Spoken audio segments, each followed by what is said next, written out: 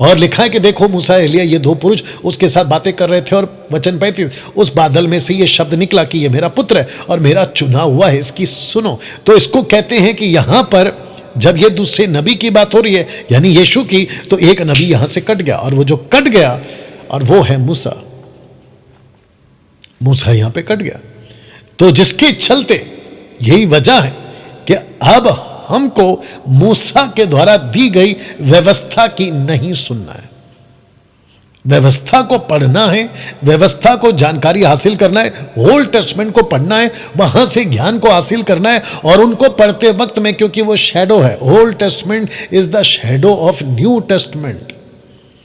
Old testament का जो tabernacle है ना, वो एक नमूना था, यीशु जो खुद टैबरनेकल है उसका। और तब जाकर यह वचन लिखा यूहन्ना 1:17 में, इसलिए कि व्यवस्था तो मूसा के द्वारा दी गई, परंतु अनुग्रह और सच्चाई यीशु मसीह के द्वारा दी गई। तो दोस्तों, इस वक्त में हम बात कर रहे हैं उस दूसरे नबी की जिसको परमेश्वर भेज रहा है, और दूसरा नबी यीशु है।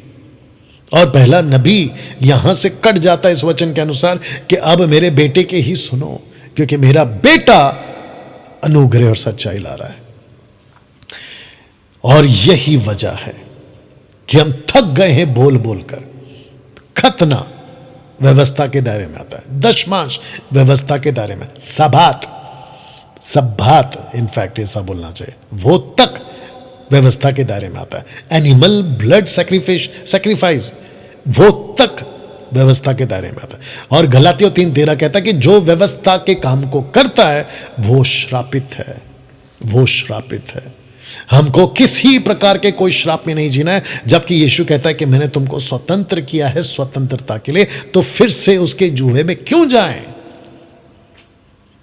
और यही वजह है कि मैं दशमांश का विरोध करता हूं, क्योंकि शिक्षा सपोर्ट नहीं करती शिक्षा। और इसके चलते अगर कोई मुझको कहना चाहता है कि डैनियल राज कल्ट है, तो मुझे खुशी से वो नाम पसंद है, मुझे दीजिए वो नाम। अगर ऐसी शिक्षा को देने के चलते अगर कहते हैं कि एमएमबी कल्ट है, तो हम उस नाम को खुशी से लेने को तैयार है। जैसे यीशु को कहा गया कि इसके अंदर तो दुष्ट आत्मा है, ये तो पागल हो चुका है। आपने बाइबल में पढ़ा कि नहीं पढ़ा? यीशु को ये सारी बातें कहते थे। तो हमको खुशी है कि अगर यीशु को ऐसा कह सकते हैं, तो फिर हम क्या चीज हैं। और मुझे इसमें कोई दिक्कत नहीं है। अगर गीले को नहीं छोड़ा तो मुझ सूखे को क्या नहीं करेंगे या कहेंगे। मुझे इस बात की खुशी है कि यीशु के कारण मैं सताया जा रहा हूं।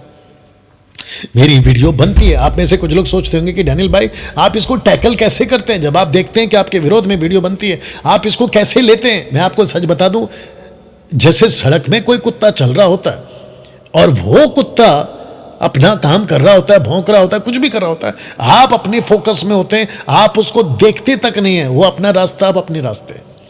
यूट्यूब पे, फेसबुक पे जो लोग आते हैं अनाप शनाप बकते हैं, मैं जवाब उसी को देता हूं जो डॉक्ट्रिनल टच करता है, यानी कि सिद्धांतों को।